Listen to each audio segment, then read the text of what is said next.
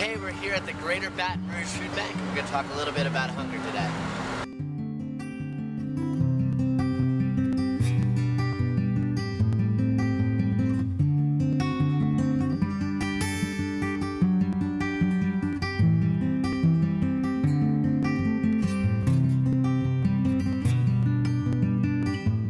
And for us, basically, you know, we have a small warehouse, but we take the opportunity to do as much as we can with the area that we do have. Right. You know, we serving the pantries in the area that we do.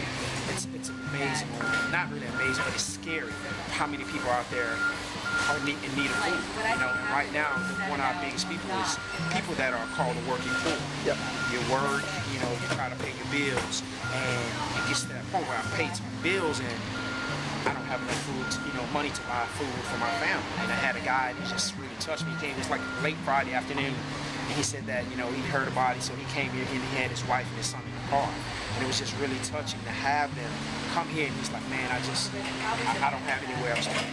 And the guy was really, really, really humble. And, I can see that, he was skeptical of doing it in the first place. Right. So I just, those people just want to definitely reach out and help as much as possible. And that's what we have now. We have working poor, that's just, living day to day. Right. And I understand. What's the demographic, the main demographic of people that have been visiting the food bank? I know times have changed. Is it what people would expect? No, there's a completely different face of hunger than what they're used to seeing. We're seeing senior citizens, people that you would never think, people that are neighbors of people who are, maybe watching this on video.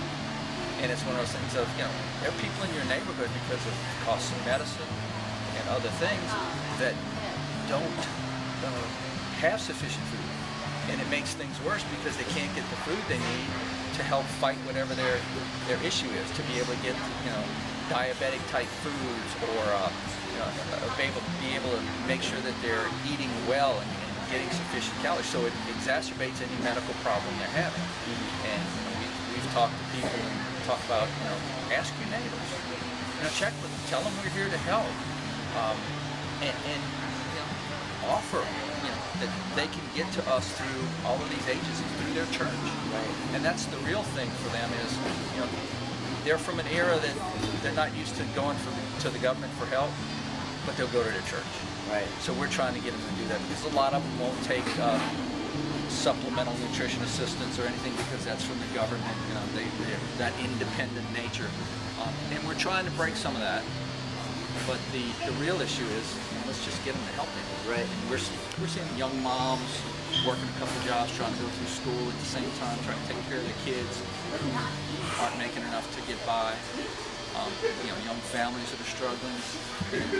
The real issue for us when you start looking at things are the seniors and the kids, because we have I think it's over 80% of the kids in the East Baton Rouge Parish School system alone that are on the free or reduced lunch program.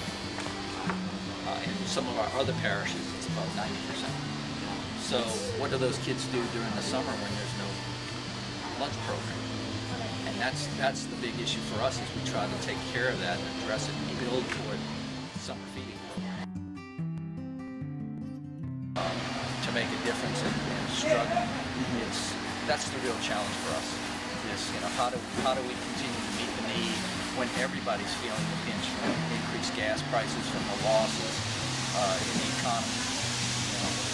That's generally what happens in food banking. Our need goes up when people's fund availability to fund us goes down. But hunger in the United States, that's the real challenge. To get them to realize it's not like the posters of the undeveloped, the pictures of the undeveloped countries, where you see these people with the swollen bellies, and it's not that issue. It's the issue of what are they eating, and it's long term. It's going to be a tremendous public health issue for this country, because people are not eating right because they can't afford to. Right. What is the need here in Louisiana, or at least Greater Baton Rouge area? In our area, we just finished the Map the Meal Gap with Feeding America, and it's we're short about, in 2009 we were short of over 19 million meals to meet the requirements of food insecurity.